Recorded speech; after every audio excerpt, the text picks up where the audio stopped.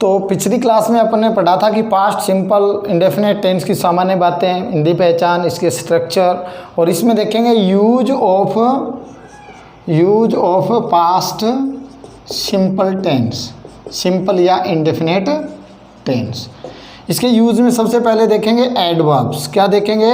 Adverbs. यदि कोई ऐसी एडवर्ब जो पास्ट को बताती हो तो वो इस टेंस में आती है। जैसे यस्टरडे आ जाए, यस्टरडे, ठीक है। लॉन्ग अगो आ जाए, ठीक है, लॉन्ग अगो, या अगो आ जाए, ठीक है, या वंस आ जाए, ठीक है, या फिर कोई भी पास्ट का टाइम आ जाए, जैसे आज से पहले का 1947 आ जाए, है ना। और इसके अलावा कोई भी लास्ट प्लस टाइम आ जाए, लास्ट प्लस टाइम, जैसे कि लास्ट मंथ या वीक, ठीक है, या जो भी इस प्रकार का टाइम आ जाए वो इस टेंस के अंतर्गत आता है। उदाहरण के तौर पे जैसे we visited the Red Fort last month. अब एग्जाम में आपके विजिट आएगा, विजिट, और ये खाली जगह मिल जाएगी।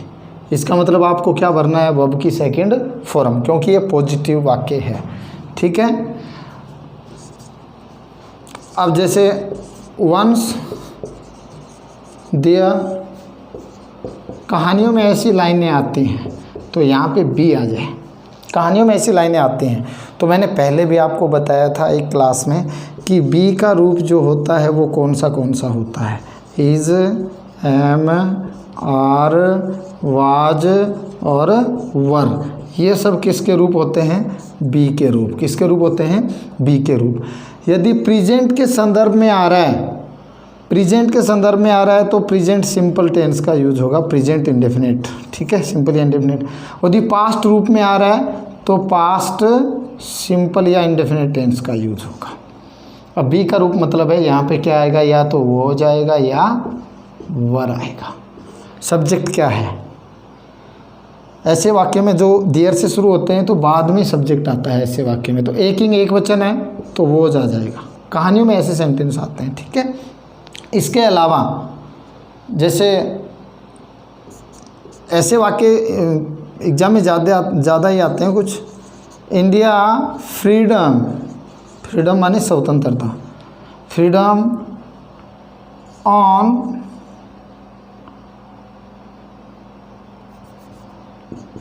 इन अगस्त।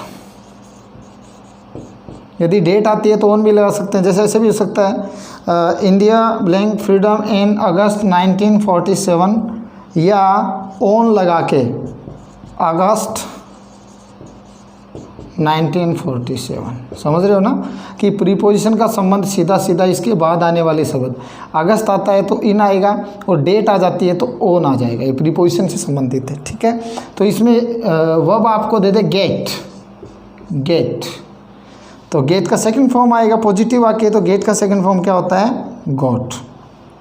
ये काफ़ी भ्रमित करने वाली वर्ब है, कई बार बच्चे कन्फ्यूज़न में पड़ जाते हैं इस वर्ब से। जैसे अपन क्या करते हैं, कई बार गेट, गॉट और गोटन, तो इसमें थर्ड फॉर्म ये सही मानेंगे कि ये मानेंगे, ये दिक्कत वाली बात होती है, ठीक है। तो मोस्टली अपन क्या करते हैं, जैसे एक और होती है फॉरगेट, फॉरगेट माने भूलना। सेकंड फॉर्म इसकी होती है फॉरगॉट, और थर्ड फॉर्म होती है इसकी फॉरगॉटन, ये होती है। यदि इस हिसाब से देखें तो ये सही मानेंगे अपन, इस हिसाब से देखें तो ये सही मानेंगे, लेकिन एक्चुअल में क्या है कि फॉरगॉटन नहीं होता। गेट की सेकंड फॉर्म गोट और थर्ड फॉर्म भी क्या होती है? गोट ही होती है, लेकिन फॉरगेट की थर्ड फॉर्म फॉरगॉटन होता है। तो कन्फ्यूजन होना, सेकंड और थर्ड फॉर्म गोट की क्या है? गेट की क्या है, गोट और गोटी होती है, तो यहाँ पे सेकंड फॉर्म क्या आएगी, गोट। ये ध्यान में रखने वाली बात है। Get got got, for get for got और फॉर गेटन, न कि गेट गोट गोटन, ये ध्यान में रखने वाली बात है। ठीक है, इसके अलावा इस टेंस का यूज़ आगे कहाँ पे होगा, अपने सिलेबस में कंडीशन का एक सेंटेंस आता है, कंडीशन, किसका, कंडीशन। अब कंडीशन में जो इमेजिनरी कंडीशन, एक कंडीशन का नाम होता है इम्प्रोबेबल, इम्प्रोबेबल या इमेजिनरी कंडीशन।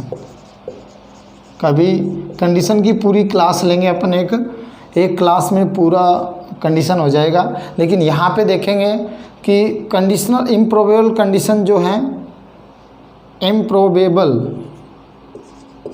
इम्प्रोबेबल कंडीशन है असंभव शर्त, असंभव या कल्पना सूचक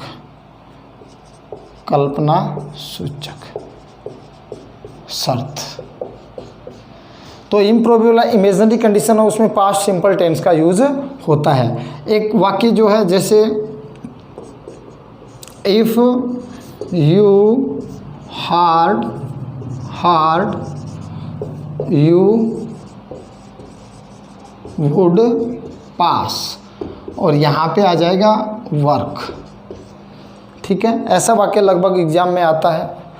तो if you blank hard you would पास, ध्यान देना, यदि इसमें दो पार्ट हो गए, एक तो इफ़ वाला पार्ट और ये दूसरा पार्ट, यानी कि ये सबऑर्डिनेट क्लोज, ये कोऑर्डिनेट क्लोज है ना, ये डिपेंडेंट क्लोज, ये इंडिपेंडेंट क्लोज, ये मेन क्लोज, ये सबऑर्डिनेट क्लोज, ये मेन क्लोज।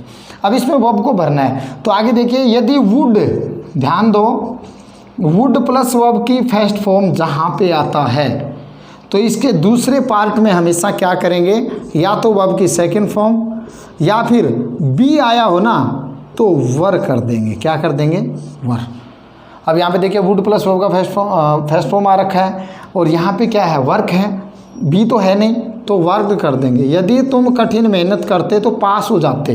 ठीक है, और इमेजिनरी में if I A bird I would fly in the sky, imaginary condition है, यदि मैं पक्षी होता तो आसमान में उड़ता। ठीक है, ऐसा वाक्य 10th क्लास में कई बार आ चुका है, 8वीं क्लास में तो हर बार आता है ये सेंटेंस, लेकिन 10th में करीब करीब आ जाता है इस प्रकार का, यदि मैं पक्षी होता तो आसमान में उड़ता। तो ये क्या है, वुड प्लस वर्ब की फर्स्ट फॉर्म। तो दूसरे क्लोज में क्या करेंगे, पास्ट सिंपल टेंस का यूज होगा। ठीक है, यानी कि बी के रूप मैंने बताए थे, पास्ट में बी के रूप क्या होते हैं, वाज या वर, लेकिन यहाँ पे इमेजिनरी कंडीशन है तो केवल किसका यूज करेंगे, वर का यूज करेंगे। तो ऐसे और भी वाक्य होते हैं, जैसे if I would solve this puzzle, puzzle माने पहेली, यदि मैं आपकी जगह होता तो इस पहेली को सॉल्व कर देता, यानी कि इसका हल कर देता। तो यहाँ पे भी देखिएगा वुड प्लस वर्ब की फर्स्ट फॉर्म, तो नेचुरली यहाँ पे क्या आ जाएगा, इमेजिनरी कंडीशन है, क्योंकि यदि मैं आपकी जगह होता तो इस पहेली को क्या कर देता, सोल्व कर देता। मैं आपकी जगह नहीं हूँ और आपकी जगह मैं कभी हो भी नहीं सकता, तो इसलिए यहाँ पे क्या आएगा, वर आएगा। इमेजिनरी जो सेंटेंस होते हैं उसमें सबऑर्डिनेट क्लोज, अब ये देखना सबऑर्डिनेट क्या होता है हिंदी में समझिए। ये देखिए, एक तो होता है आश्रित शब्द होता है, आश्रित, ठीक है, और एक मुख्य होता है, मुख्य। जैसे घर में 5 सदस्य होते हैं तो एक कमाने वाला हो गया, वो तो हो गया मुख्य, और जो खाने वाले होते हैं वो कौन होते हैं, आश्रित। समझने का फंडा ये है कि जो कमाता है वो मुख्य, और जो नहीं कमाता है, जो खाता है, वो आश्रित। ठीक है, अब ये जो क्लोज है वो इसके ऊपर आश्रित है। मुख्य बात ये है, मुख्य बात ये है, इस बात के बिना, इस बात के बिना इस बात का कोई अर्थ नहीं निकलता। यदि मैं आपकी जगह होता, बात पूरी नहीं हुई। यदि ये अकेला बोलता है ना कि मैं इस पहेली को सोल्व कर देता, तो ये पूरा है, इसकी बजाय ये 2 क्लोज हैं, सबऑर्डिनेट ये हो गया, कोऑर्डिनेट ये हो गया, ठीक है। डिपेंडेंट ये हो गया, यानी कि निर्भर, डिपेंडेंट माने होता है निर्भर, और इंडिपेंडेंट स्वतंत्र, इसको बोलते हैं स्वतंत्र, ये स्वतंत्र क्लोज है।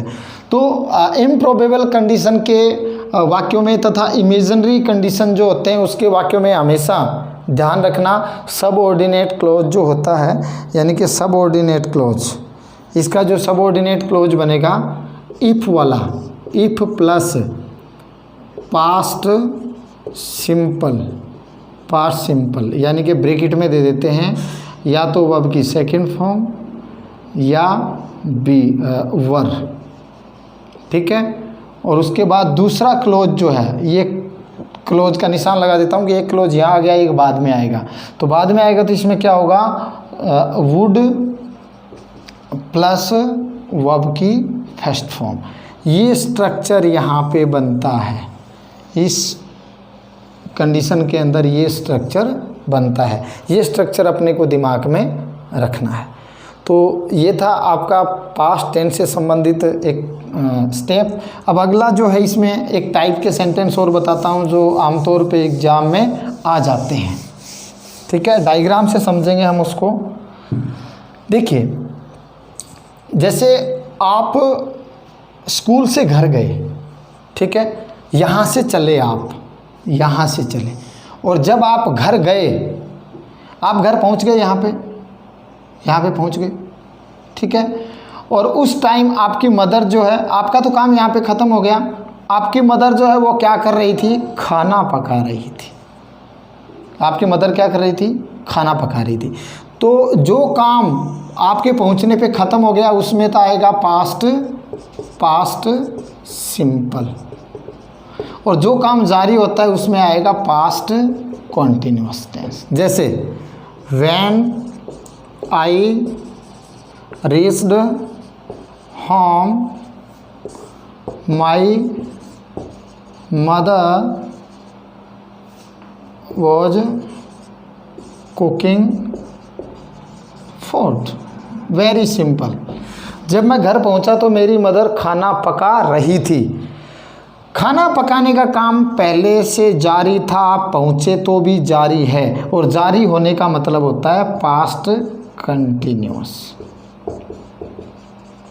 समझ में आई बात। और आप घर गए, आप पहुँचे, यानी कि आपकी प्रक्रिया खत्म हो गई, आप घर पहुँचे, तो इसमें कौन सा हो जाएगा, पास्ट सिंपल, ठीक है। जैसे एक और देखिए कि शी वॉज डूइंग हर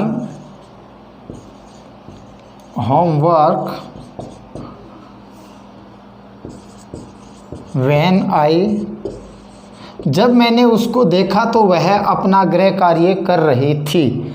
जब मैंने उसको देखा, देखने का काम मतलब काम फिनिश हो गया, गृह कार्य कर रही थी मतलब जारी है काम, तो ये जारी है, वॉज डूइंग पास्ट कंटिन्यूअस। और जब मैंने उसको देखा तो देखने का मतलब काम खत्म, यहाँ पे खत्म तो पास्ट सिंपल, तो सी की सेकंड फॉर्म क्या होती है, सा।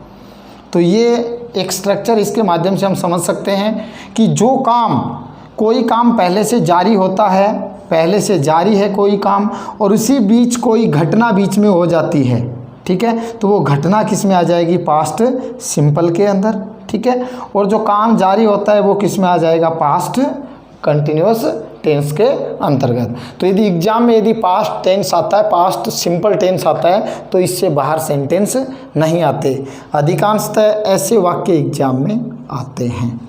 और भी टेंस में आगे ऐसे आएंगे, जैसे पास्ट कंटिन्यूअस और पास्ट परफेक्ट का तालमेल भी होता है, ठीक है। लेकिन ये यहाँ पे आपको याद रखना है कि जब कोई काम पहले से जारी हो, पास्ट में, है ना, और उसी टाइम को दूसरी घटना घटित हो जाए, तो वो घटना घटित होता है तो उसमें कौन से टेंस का यूज होता है, पास्ट सिंपल यानी इंडेफिनिट। और जो घटना फिर भी जारी है तो उसमें कौन से टेंस का यूज होगा, पास्ट सिंपल का। भाई घटना घटती है पास्ट सिंपल, और घटना लगातार घट रही है आगे भी, तो उसमें पास्ट कंटिन्यूस, क्योंकि कंटिन्यूस का अर्थ होता है निरंतर। तो इस टेंस की यहीं पे समाप्ति। उसके बाद अगला टेंस है वो अपन पढ़ेंगे पास्ट परफेक्ट टेंस, वो भी एक महत्वपूर्ण टेंस है। ठीक है, धन्यवाद।